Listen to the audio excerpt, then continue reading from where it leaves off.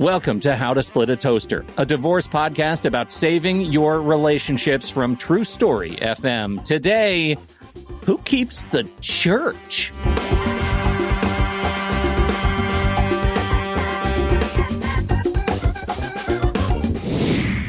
Welcome to the show, everybody. I'm Seth Nelson. As always, I'm here with my good friend, Pete Wright. Today, we're talking about the most important relationships in many of our lives. Sure, we're counting the relationship with your spouse, your former spouse, your kids, yourself, and so on. But for many, this list includes the relationship with their church community, and their God. Josh and Christy Groce offer expert second marriage planning to help you conquer destructive past marriage habits to build the marriage you deserve. Josh and Christy, welcome to the Toaster. Thanks a lot, guys. We really appreciate it. It's awesome being here. Well, we're really glad you're here. We have a lot of things we could talk to you about and a lot of things that we want to talk to you about. But I think the most interesting one and the thing that we haven't talked about on this show before is this, how divorce impacts your relationship with your church and how that happens. And, before we started recording, Josh, you said, we're living in it. And I want to know what that's like. So let's talk about divorce and the church. I have kind of a loose framework of what I want to talk about, but I'm curious how when you hear that question, where you go. Well, instantly, it's instant tension. So I happen to be on staff at my local church. And with that, I'm the only person that's on staff. We're a medium-sized church of about 600 people. And with that, I'm the only person on staff that's ever had an open addiction issue. And I'm a recovering alcoholic of 13 years. But also on top of that, I have something that is even more hush-hush. And I've been divorced before and remarried. Yeah. He's the only sinner on staff. I'm apparently the only sinner on staff. You are the only sinner on staff. And the fact that you both are able to openly joke about it is very telling. Well, I'm Jewish, Josh, but if you want me to apply, then you can have two sinners on staff. There you go. Why? Because you're an attorney? Is that? Exactly. Exactly. I'm sorry, Seth interrupted you, Josh. Go ahead.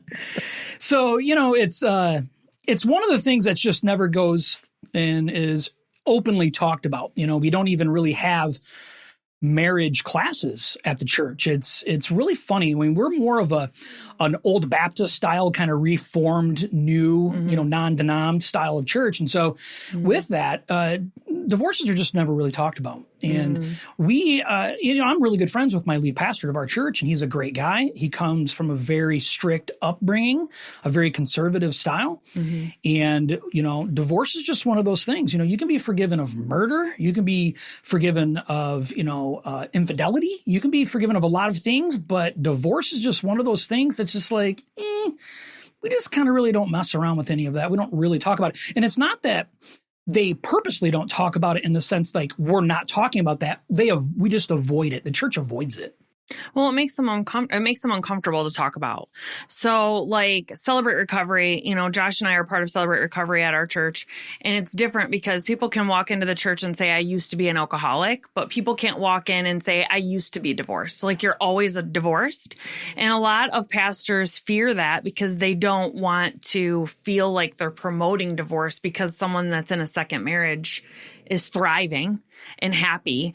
And so it's weird ground. And biblically, there's a section of the Bible, and I used to know it off the top of my hand. I think it's in Timothy, but I could be wrong, that says like a person can't be a deacon, unless they've been married to the same woman, all of these things. And the church is split on that. Some churches feel like it means you can only be married to one woman at that time, because back in that time, men could be married to multiple women, or they were married to hundreds of women. And other churches believe that it means he could only be married one time.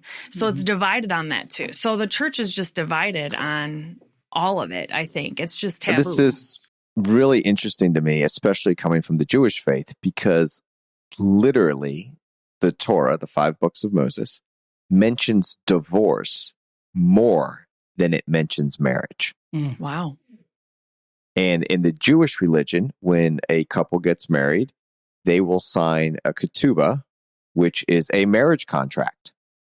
And it's actually fairly traditional to have it in English and in Hebrew, where it's signed in your Hebrew name and your English name, And a lot of young couples will get the ketubah and it will be beautifully drawn, like you see in the old ancient scripts where it's like colorful and like from medieval times, right? When they were first writing and they had scribes.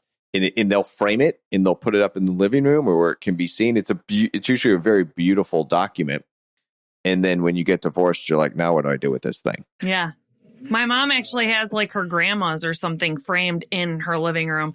And I asked her one time, like, what is this? And it's this huge piece of paper that is like beautifully, it's shimmery and shiny. And she's like, oh, that was the marriage certificate. I'm like, oh my god. And she's on her third now. No, that was my mom's grandma. Oh, okay, never. not my mom. She's actually made hers into a flip book. It just keeps. Yeah, it's a cartoon. Well, it's fascinating, one, that I was able to restrain when Seth brought up sensitively the word ketubah, and I didn't insert prenuptial agreement because I think that's what is normally decorated really nicely in your history. Exactly. I think it's... You had a question, Seth? I did, because here's what I'm thinking of, is I think of no matter what religion you are, or if you decide not to be religious and you don't believe, but you go somewhere to meditate, or there's a group of people that you are with, you go there for comfort. And then if you get divorced and you go to church, and I'm just going to use church to describe all those categories that I just said today because it's easier. You go to church and you're in the middle of a divorce proceeding, or the divorce is over, but your former spouse is there and there's tension, you no longer have comfort. And then it's like, well, in my synagogue, there's one service at one time. In churches, sometimes there's numerous services at different times. But then you're like, well, I'll go to the 10 o'clock, not the 9 o'clock. Or, right. And it gets so, how do you deal with that? And how does that make you feel? And does that maybe drive people to a different place to worship? So my opinion on this, right? So I feel like the church just does a really poor job overall. Now, I'm not going to call it every church, right? I don't know every church. There's more than enough churches that I have no clue about. But overarching, I think the church just does a really poor job in loving people through the process of divorce, right? So I know a lot of times what will end up happening is the pastor will pull aside the couple that's struggling and they'll counsel them. Mm-hmm. And in the counsel session, the pastor's assuming the counseling is going to help. It's going to be an effective thing, because 9 times out of 10, the pastor has no experience with divorce. Correct. So he assumes, typically, he assumes this is going to be effective. Now, I've done my job. The divorce has now been, we don't have to worry about it. Yeah, it's going to be stayed, right? We're not going to worry about it. We're going to move on and everything's going to be great. And then he realizes these people outside of marriage counseling decided to get a marriage or get divorced anyway, which now has this weird tension of disloyalty to the pastor. Mm-hmm. And, I need to put a little extra pressure on them as a church leader to make sure that they don't do this wrong thing that I've already instructed them they're not supposed to do. So now this causes a large amount of tension in these people. So now it's not even so much that the people, I think, don't want to stay at the church because they feel divided within the church. I think they feel the pressure from the church leadership that this has been so unacceptable that it's not even comfortable being here, just like you were saying, Seth, about this comfort level. I don't really think it's from the church people, though, in my opinion. Well, it's uncomfortable, and it's not, but I do think it's uncomfortable for all the church people. So we have many couples that we know that have one of our best friends, him and his wife at the time, were extremely involved in their church. They were counseling by their pastor, all of this stuff. And we joke because his wife got to keep the church in the divorce, and that's how he ended up at our church. And now he's remarried and everything else. But it is uncomfortable if you are a couple and you get super involved and you're helping in Awana and you're helping with Upwards and you're helping with all of these things, and now you guys are getting divorced, it's awkward, no different than anywhere else for the people within the community of the church, because they're like, who am I supposed to be friends with? Can I be friends with them and them? And so then it starts causing tension from the lead pastor if he was counseling them, but also everyone else, like, who are we doing life group with? Like, our life group, small groups every other Sunday are with all married couples. If one of them got divorced, it would be like, can they not come anymore? Like, I don't take off the bowling shirt. I don't know. Yeah. And so usually what I've seen with many divorced couples, there is always one person that usually ends up staying at the church and the other one, and it's usually, I've seen both, the man stays, the But woman it's a deeper leaves, root issue. or the woman Now, stays and the man. I've got a question on this, though. Yeah. Have you seen ever a couple that gets divorced but is working it out? They're focused on their kids. They set their egos aside and they're like, our marriage didn't work, but it doesn't mean that we have to leave the church. So if they say, for example, well, who am I supposed to be friends with? With both of us.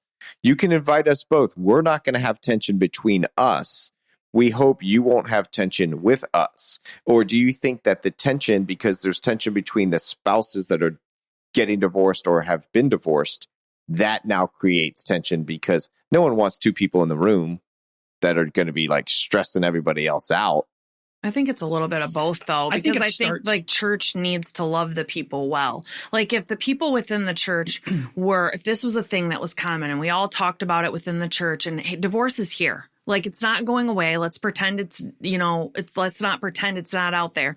But if the church was educated, the bodies of the church were educated, if the pastors were more educated on how to love people through it, and then the couple too, I think that would help. There is tension between the couple, but I think it would help. But what I was going to say is I think it starts off that way. I think it always starts off with good intentions, and I think there is a little bit of this is my land type of thing. I do believe that. I mean, Peeing everywhere, all over the pews. yeah, just everybody urinating. It's like my Just friend, right? demarked the church. Don't worry, everybody. We're fine. This is my Wow. church. Sorry, my scent My is church. everywhere. Yeah, it's everywhere. That's a lot different in the Jewish religion.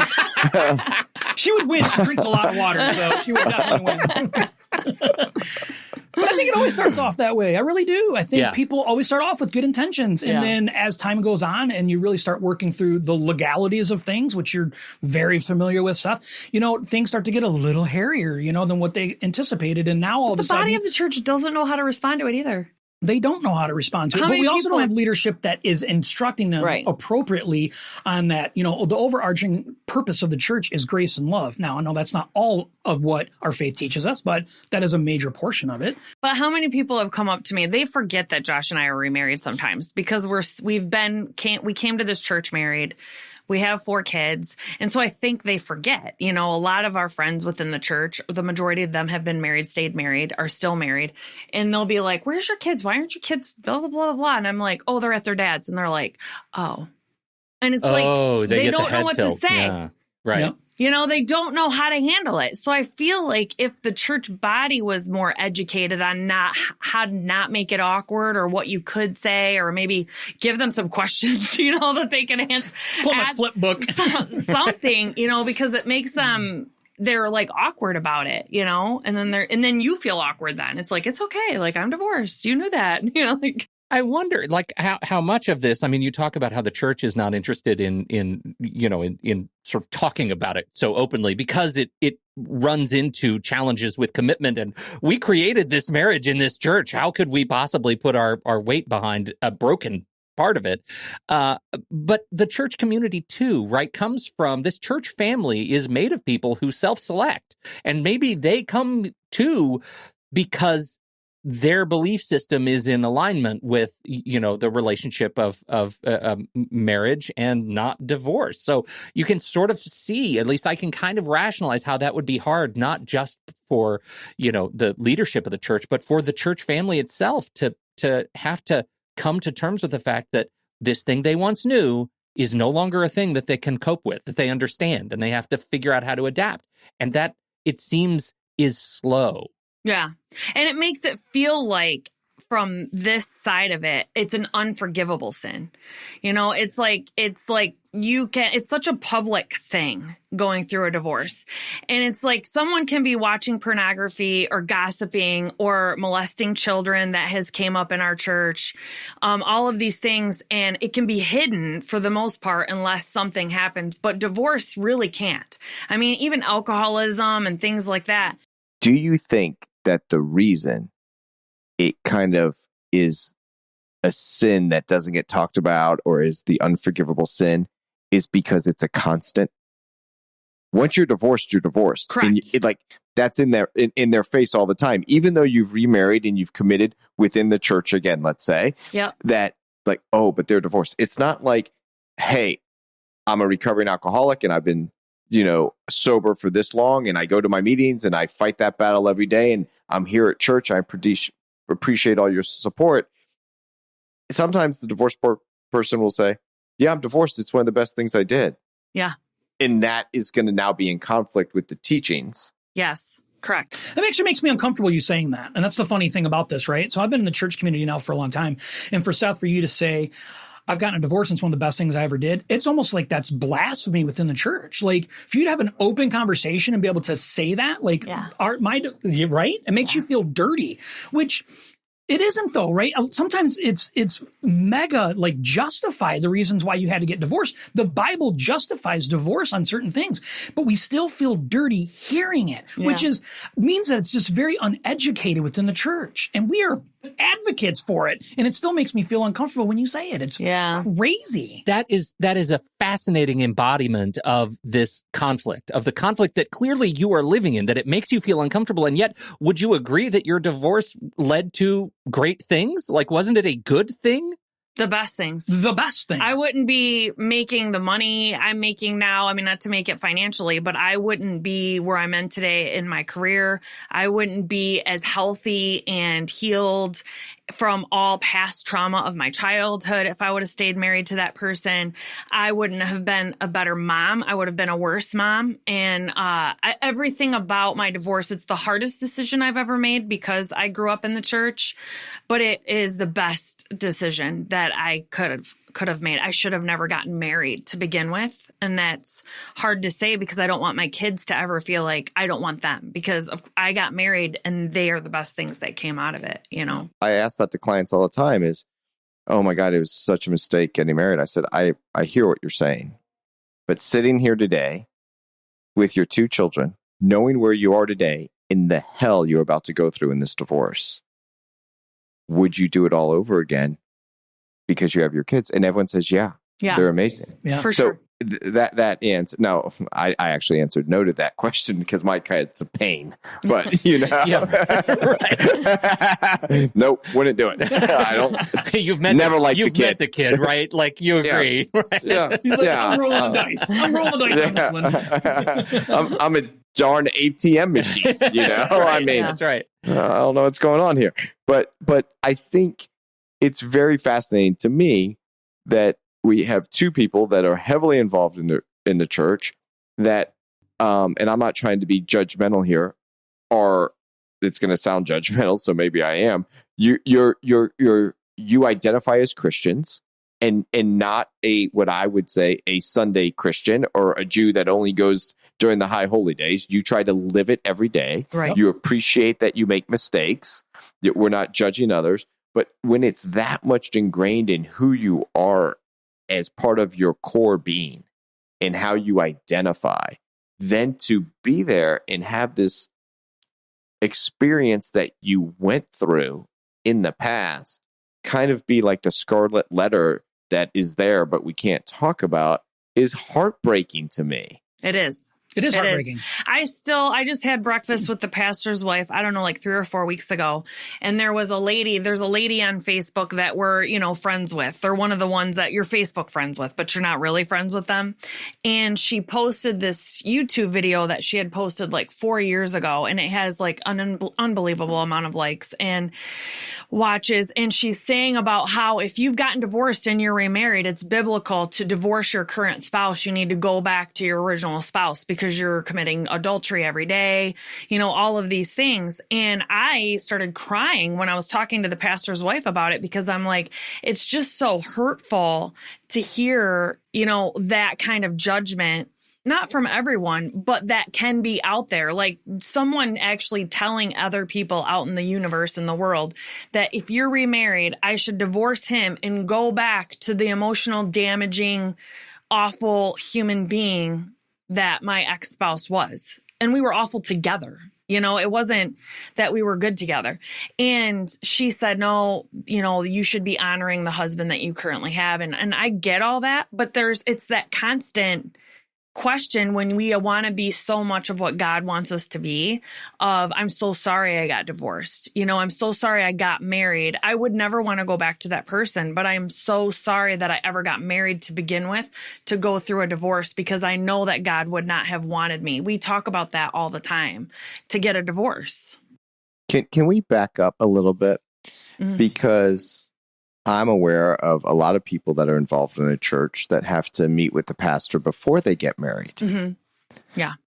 I've never, ever heard of one of those couples going and the pastor saying, don't do this. Right. Our pastor actually is pretty good at it. Like if he, That's saying don't do this. yeah, if he doesn't he'll feel throw they a should flag on get the field. married, he will not marry them. He will not. He will say, Good for him. I'm really sorry, but I'm not going to be the one that marries you because I don't think you should get married. And of course they usually do. They just find somebody else to do. Like Josh, he can marry people. Like he can, so they could find somebody like Josh offline and say, Yeah, I'll hey, marry anybody. I'll pay you $200. That's what my wife's saying right here. No, Right, stop right. Help me out. Make it rain. Wait, Josh, how much do you cost? Because I'm engaged, man. We're in the Oh, 200,000. No. 200,000. No. Okay, all right, but that comes with what? Okay, Whatever you want. okay, Colonoscopy and everything. Yeah, there we go. all right. Bring it back. That's right. Call that. That's right. Like, let's just talk about it. Right. I thought the $200,000 came with your house. It might be a good deal, but maybe not. I don't know. That's not a good deal. That's not a good deal. Yeah. So, but that's an interesting point that you have a pastor that will meet with people and talk with them and say, I won't marry you, and maybe discuss the reasons why. And then, that's a really fascinating thing, because I've never heard of that. I've always heard of the pastor, they go through it and then ultimately they get married. Right. That's Yeah. typical. That's Yeah. typical. Yeah. Right. Yeah, we also have, real quick, we have our pastor sometimes though too. If we have people that come to the church and they're living together not married, they call that living in sin. So he's just like, yeah, we need to get you guys married. And I feel like that also is kind of the same thing. Like Yeah. maybe they Pressure shouldn't be. to get married. How about maybe let's not work on getting married. Maybe we work on moving apart first, and then let's work on maybe being the right people to get married. And so I feel like it's kind of, 6.5 of the other. I don't know. It just feels like that's all the same. There's an agenda nonetheless, I feel like is what the church is. It's like, let's just get some people married and then it's okay. Well, But it's I'm not going setting to them use up this. for winning. Maybe I shouldn't use this as an example, but I am going to use this as an example. So there was a guy, stop me if you don't want me to share this. There was a guy in our church that was a deacon. Okay. And there was a married couple being counseled within the church, and they had gotten permission that they could get divorced. Biblically, it was going to be okay. But then it came out that the deacon and this wife, who was still married, were seeing each other. And so everyone got booted out of the church, the wife and then the deacon but now those two people, she's gotten a divorce, and now that deacon and that person have gotten married. And now it's like, well, they should be allowed to come back to the church because they're married now. And I'm like, And they what? are allowing them to come back. I'm like, what? Like it, and so it's like just this piece of paper like makes it to where it's just stuff like that. Okay. But you just said something very interesting, because I'm engaged. Yeah. I've been dating my fiance for 12 years. Oh yeah. I was not the one slowing down getting married. She was. And to her credit, I think if we would have gotten married early on when I wanted to get married, it might not have lasted. We are much better now. Yeah. But she would always say, it's just a piece of paper. And to me, it's not. Right. It's a different kind of level of commitment to me. Yeah. Not to her. And like, I went to counseling on this. Like, she's like, well, I don't understand why you need to get married. And finally, I just said, it's in my DNA. Yeah. I can't explain my DNA. And like, I've done it. I've done the hard work. I've tried to explain it. And then we get engaged, and the amount of outpouring of happiness and how people treat us and how people view us Yeah. is dramatically different. Oh, Yeah. yeah, I'm sure. And she's annoyed. She's like, I've been committed to you in a long-term relationship, like very early on in our relationship. And why is it now that we're saying we're getting married? Do people treat us differently? And I It's said, permanent. because they've got the same DNA that I've got. Yeah. But she would say to that, I was permanent before. Why did I need a piece of paper? So it's an interesting dynamic that we do treat people differently based on how they define their relationship and how whether that definition lines up with what our belief system is. Yeah. Definitely. Having sex out of wedlock was the biggest thing. And so now it's just like, oh, okay, well, she got divorced and that's legal. And we had given her permission to get divorced. And the deacon she was sleeping with out of wedlock, well, now they're married. And so they should be allowed to come back to the church. And I'm like, okay. We had a whole meeting about it. I mean, our whole staff meeting just was on that this week about them. So, And I didn't know that. So that's just weird that I brought that up. To me, it speaks to this sort of changing nature of cultural expectations of what their church family is going to do to them and to do for them, and their relationship with this word commitment, right? The other word that is coming up a lot right now, as I've got, teenager college student, is fluidity, that binary sort of binary choices or binary options are getting fewer and further between, and that maybe that commitment out of wedlock is, to this new generation, sort of an antiquated ideal. And yet, the church might serve those same people in very different ways. They don't need the church to talk to them about their relationship. They need the church for other kinds of support. And so, I bring all this up because, Josh, in the beginning of the show, you said that, and forgive me when I start lying, or correct me when I start lying. Forgive me, then correct me. You said something along the lines of, I don't think the church does a good job of loving people through the entire process. Is that a fair recitation? No, it's absolutely true. Okay. Yeah. I adore that because I think it really represents that changing nature, the fluid nature of the relationships that people need with their church, and the fact that maybe relationships, the having the conversation, teaching the church body how to have the conversation in a more fluid way might help adapt to these relationships that are completely different than we've ever had before, right? It's like there's evolution happening outside in our relationships that we're having to adapt to inside this church family that are running into conflict. I feel like people are biblically illiterate, okay? And I'm being honest when I say this. I think 90% of the church is biblically illiterate, right? And we're told that we're supposed to live our lives according to the Word of God. And the way that our society treats church is that the Word of God is when we go to church on a Sunday and we listen to the pastor teach it to us for an hour. And with that, now we have to now go by emotions and the way that we handle people instead of going by the facts of the way that the Bible tells us we're supposed to handle people. And instead, we just follow the lead of what other people do. So if we have some of the older people, which we are called are wise, which aren't always wise, have a certain viewpoint. You guys were mentioning earlier, this judge feeling, not so fluid, and they feel like, okay, I need to follow their lead because the way they're handling it apparently is more biblical, which is absolutely untrue. Because if we really pay attention to the way faith works, it's not based off of the law of the Bible as much as it's based off of the relationship with Christ. That's our belief. Right. And so if we really pay attention more to that and really dive in and understand what the Bible's trying to teach us instead of follow the lead of the congregation, now we have a better understanding of how to be fluid and be more loving and caring individually with people and stop living in fear. Well, and a lot of it too is it's a lot of the Bible, and people don't like to talk about this, but some of the Bible, not all of it, but some of it is left up to interpretation or what the times it was at that time. Because you can go look at theologians and apologetics, people that actually way more intelligent than me about the Bible, study it way more in depth. They're split on some of the things in the Bible. Some of them say, nope, it's absolutely proof and truth that it means this. And some are saying, nope, it's absolutely proof. And I've went to our pastor, one of the pastors is, what is he? He's going to school for he's a going doctorate. He's going to have a doctorate. A doctorate in Bible. I've went to him about some of these things, and he is very honest about it. He goes, no, it's split. There is no 100% concrete, this is what this means in this specific passage. He's like, it's actually split in the Christian community. That are some that are believe this and some that believe this. A lot of the reason for that is because the Bible is made up of words. Words have definitions and they have different meanings. And sometimes one word can mean one thing to one person, one thing to the other. And sometimes the more you try to define something, you create more confusion. And here's my example on this. You have a child and an adult. then we're like, well, wait a minute. What do you do with those adolescent type people? Okay, now we have adolescents. So now there is, when does a child become an adolescent? When does an adolescent become an adult? Before we just had one gap, child, adult. We filled that gap. Now we have two.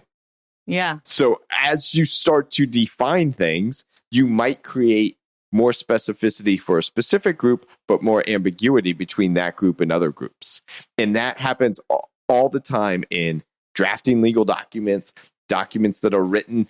And so I see that over and over again. And I'm like, let's be careful. And that's the problem when you're also trying to understand what a text means.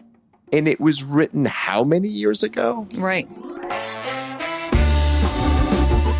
We need to talk about the holidays and divorce, Seth. It is a stressful time for families, especially when alcohol is involved. And our friends at SoberLink want to help. What do they want to do? They've teamed up with me and other divorce and family law experts to provide information you didn't know that could provide peace of mind during the holidays. Pete, eggnog. People are drinking it. Yeah. It has alcohol in it, right? It is a culture of booze at the holidays, culture of booze. Absolutely. And for those who haven't heard, SoberLink is the solution if you're going through a divorce and have a custody case involving alcohol.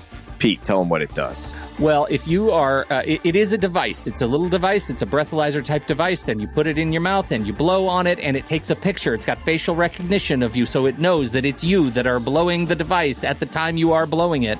If you are falsely accused of alcohol use, or are you concerned about your child's safety because of the other parent's alcohol use, this SoberLink device is going to help you collect the data you need to support your case in court. SoberLink works hard to keep children safe, offering remote alcohol monitoring system that is the gold standard because of this technology. You love it.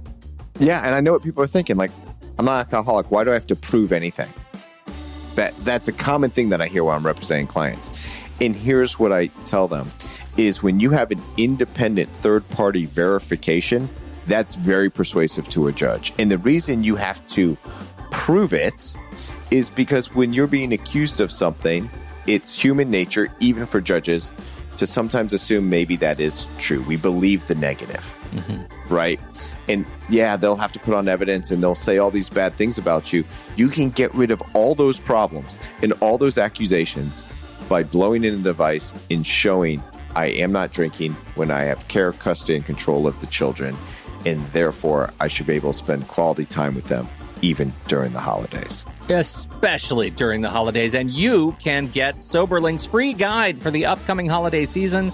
You can request it today at www.soberlink.com/toaster. Thank you to SoberLink for sponsoring this show.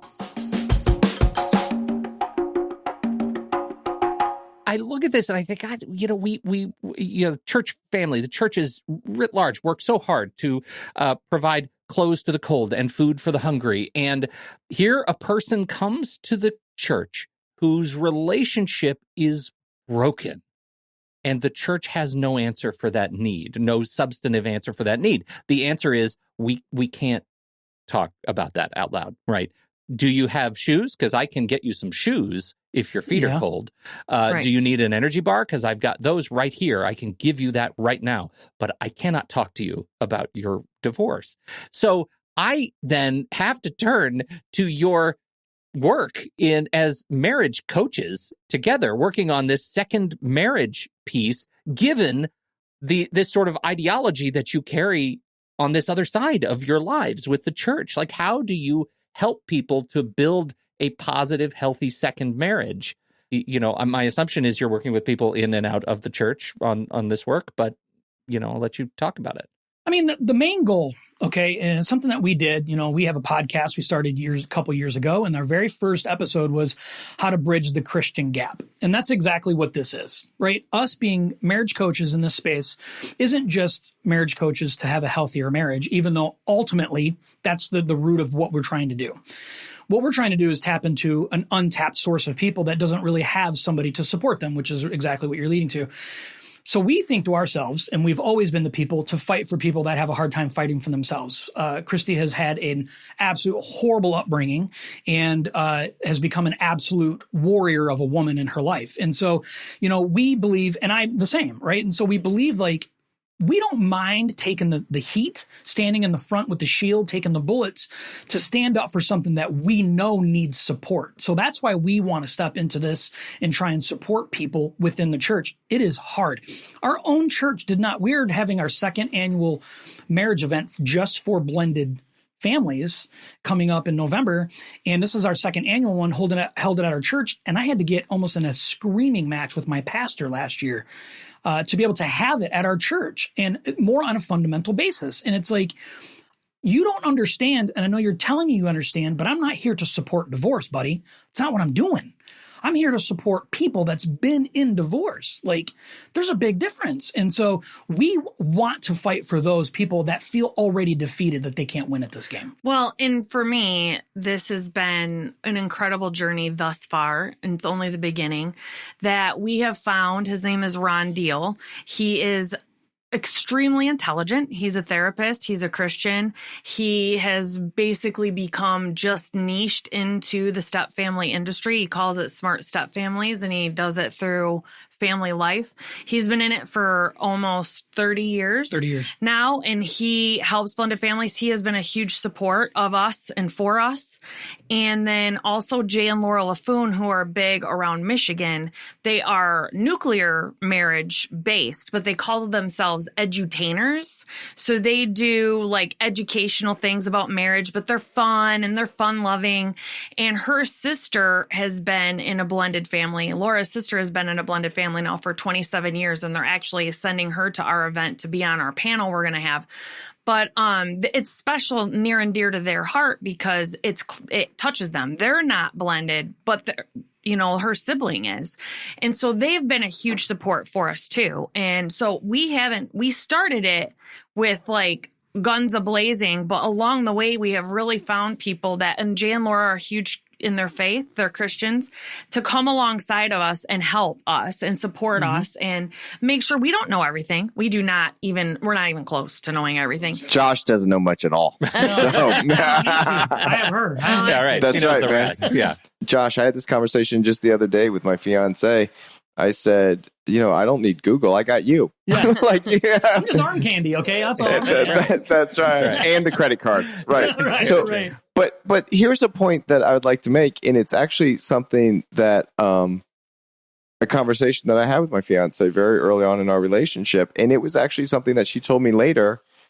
She thought, this guy has this. I'm trying not to cuss to be respectful of you guys because I know on your show, I'm not very good at it. Pete's like, you're so like really holding back, but so I didn't even realize that this was one of the things that she found very attractive and said, this guy has his stuff together. And the conversation went, I said something about, oh yeah, Kai's with his mom and, her boyfriend or something like that. And she said, well, how do you feel about that? Or she kind of opened up the conversation. And I just said, you can't have too many people that love your kid. Yeah. Huh. Right. And that's what a blended family, if done right, is about. Yeah.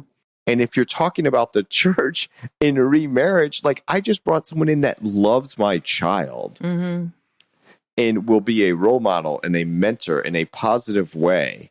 What's wrong with that? Right. And the answer has to be nothing, but for the fact that the way you got there is getting divorced. Yeah. Yeah. And shouldn't the church family represent everything aspirational about what you just said, Seth, right? If you, to Josh's point, if we're not afraid to say the hard things, one of the hard things is we have to love people through the whole process. I love that so much. With people when they come into the church, we just want to say, okay, get into the swim of the rest of the herd here. Yeah. Just get running with the rest of the herd. And that's just so unfair because blended families, step families, we have very unique problems. We have, Christy mentioned it earlier, our kids can only come every other Sunday. Well, we have a camp point thing that kids get to earn camp points when they show up at church, and they get to use these to, pay for camp or whatever. And it's like, why do my kids only get half the points? It's not their fault. fault. And it's like the church doesn't adapt to change these things. It's like just jump in and run with the herd. And it's just an insensitive way to handle and these that's families. already then teaching the kids to kind of be they're different just from coming from a blended family. Pete, we've talked about this on the show. The kindergarten teacher knows every kid that's divorced. Yeah. Because on a Friday, that kid is bringing a bigger bag that's going to sit in the corner and go to a different house. Yeah. So true. Right? And that's exactly what you just pointed out. Why do they have to be quote unquote different in that aspect? Why, and your point is, it's never the kid's fault. Right. Never. Right? It's never the kid's fault. So, but they wear the burden, though. So make it 100% of the Sundays. That's what him and I have talked about. Make it that they get 100% of the points of the Sundays they can come. So if they can come every other Sunday, they should get, double the points for that Sunday, whatever the camp points are. And if they don't come, they don't get their points, just like everybody else. But they only can come every other week. So but the church ignores it was really the whole point. It just ignores it. It's, we just, no, that's fine. We'll figure it out. And our youngest is 18 now. So I'm like, well, we're beyond that. No one cares. Yeah. Where do you guys live again? We Michigan. live near Flint, Michigan is where we live. Okay, because I'm ready to get on a plane and come do a round table with you guys at your church, but we're going to have to wait till the spring. Well, you guys, you're fantastic. Thank you so much for coming and sharing your wisdom and being willing to have this kind of a conversation on the show. It is new for our show, but I am sure that there are people of a whole spectrum of belief systems and affiliations who are listening to this and just appreciate that this kind of conversation is happening and that it's up to people like you and like them to push these issues forward and love each other through the whole process. It's fantastic. Where do you want to send people? I mean, we'll send them to Josh and Christy, but is there something you want to have people look for specifically? What are you plugging right now? Yeah, so if you send everybody to joshandchristy.com, it's Christy with a K and a Y. And right at the very top, if we give them a special code, we can give them a free ticket to our event. We would be willing to do that. Fantastic. So we'll put it in the show notes. We will put that in the show notes. Thank you so much. We'll put that link in the show notes. Check it out. And our huge thanks to you both for doing this. Thank you thanks for having us so much. Let me tell you, Pete, I was on their show. Yeah. They're a much better guest on our show. All right. I told them at the end of their show, you might not want to air this one, but I appreciate your time. I liked what you had to say. Yeah, I love it. Yeah, I love it. Very unique. And I thought you guys were saying how to split a toaster, like you've had to actually split a toaster in a divorce. So I thought that was interesting. Yeah, that's great. If you only knew. If you only knew, right? Sure. Thank you so much on behalf of our fantastic guests, Josh and Christy Groce. We also have Seth Nelson. You know him. He's America's favorite divorce attorney.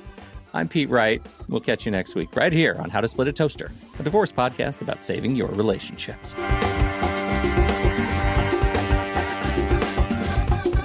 Seth Nelson is an attorney with NLG Divorce and Family Law with offices in Tampa, Florida. While we may be discussing family law topics, How to Split a Toaster is not intended to, nor is it providing legal advice. Every situation is different. If you have specific questions regarding your situation, please seek your own legal counsel with an attorney licensed to practice law in your jurisdiction. Pete Wright is not an attorney or employee of NLG Divorce and Family Law. Seth Nelson is licensed to practice law in Florida.